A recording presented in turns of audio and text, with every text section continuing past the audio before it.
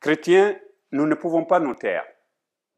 Tel est le thème que je voudrais rapidement présenter, parce que justement, quand on regarde dans les Actes des Apôtres, au début des Actes des Apôtres, il est écrit cette phrase formidable: « Nous ne pouvons certes pas, quant à nous, taire ce que nous avons vu et entendu. » C'est la traduction œcuménique de la Bible que je viens de vous lire. Et donc la question qui se pose, Luc, en tant qu'historien, qu'est-ce qu'il veut nous montrer à travers, bien sûr, son texte, mais surtout ce qui est déployé au cours des Actes des Apôtres? Il me semble qu'il y a d'abord quelque chose qu'il faut lire, comment Dieu agit dans l'histoire. Et pour l'historien, il n'y a pas de faits bruts, mais des faits à interpréter, à agencer en fonction de ce qu'on a envie de dire. Et justement, Luc opère une sorte de lecture théologique en lien avec Dieu, montrant comment Dieu conduit les siens et les fait parvenir sa parole, l'évangile, aux païens.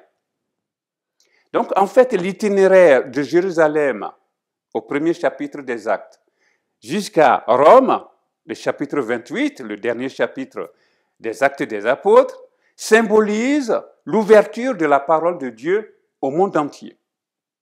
Pour Luc, Paul en fut l'instrument privilégié.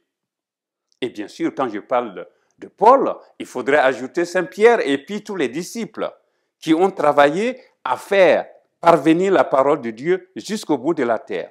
Et Luc affirme d'ailleurs l'universalisme du christianisme par le vecteur de la mission de Pierre, surtout celle de Paul. Mais en fait, pour Luc, l'accès des non-juifs au salut s'inscrit dans la logique même de l'histoire du salut, qui est commencée depuis longtemps avec Israël, mais aussi avec tous les peuples. Et entre judaïsme et christianisme, il existe une continuité théologique. Désormais, la grâce accordée en Jésus s'étend à quiconque croit. Et le peuple de Dieu qui se constitue autour du nom même de Jésus se compose ainsi de juifs et de non-juifs, tous appelés à vivre la fraternité chrétienne. Le deuxième aspect qui est important à retenir, c'est que parler de Jésus, c'est agir en son nom. Le nom équivaut à la personne même de Jésus ressuscité.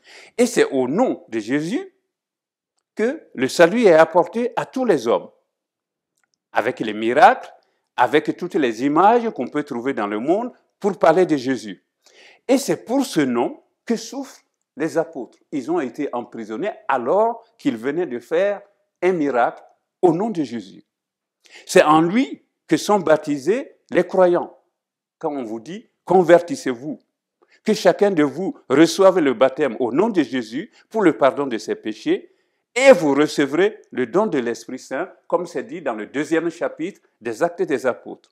Le nom conféré à Jésus, crucifié et ressuscité, est au-dessus de tout nom.